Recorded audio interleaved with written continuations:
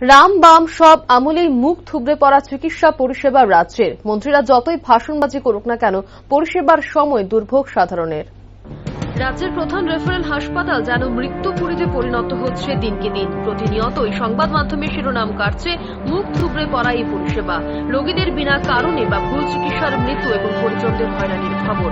শুক্রবারেও তার ব্যতিক্রম ঘটেনি মৃত্যুপুরী এই জিবিপি হাসপাতালে। যন্ত্রণায় ছটফট করতে করতে রোগীর মৃত্যু জিবিপিতে। পূর্ণেন্দু বিকাশ চক্রবর্তীকে জিবিপি হাসপাতালে ভর্তি করা হয়েছিল লিভারের সমস্যা নিয়ে, কিন্তু পরিবারের অভিযোগ হাসপাতালে ডাক্তার নার্স না থাকায় রোগী যন্ত্রণায় ছটফট করতে করতে মৃত্যুবরণ করে। অভিযোগ রয়েছে সময় মতো ডাক্তার বা নার্সকে না পাওয়া যাওয়ার কারণে যে অক্সিজেন মাস্কটি ছিল তার পরিষেবা রোগীকে প্রদান করা যায়নি। তারই সঙ্গে যে স্যালাইন লাগানো ছিল রোগীর হাতে, সেই স্যালাইন খুলে বন্ধ হয়েছিল প্রায় আধ ঘন্টা সময় নাগাদ। বলা চলে সম্পূর্ণই ডাক্তার এবং নার্সের খামখেয়ালিপনার চিত্র প্রস্ফুটিত হয়ে উঠল পুনরায়। পূর্ণেন্দু বিকাশ চক্রবর্তী আজকে সকালে এডমিট হয়েছে, এসআইটিস এর পেশেন্ট। যাই হোক, you are very normal since morning. তো মেডিসিন চলছে।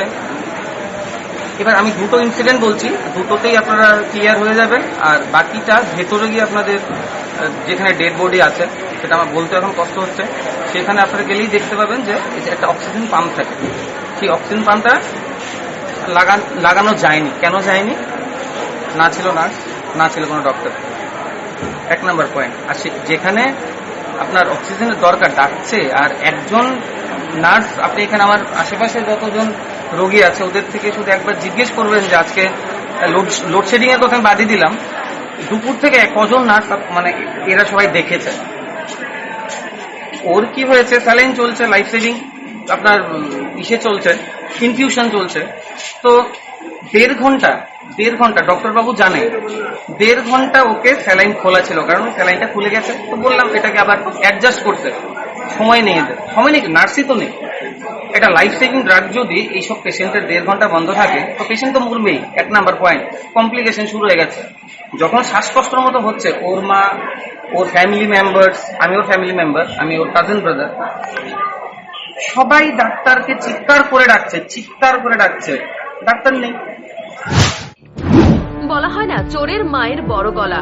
একেই তো নার্স এবং ডাক্তারের খামখেয়ালিপনা, তার উপর আবার একজন ইন্টার্ন ডাক্তার এসে হুমকি দিচ্ছে এচোডিকে নালিশ করবে।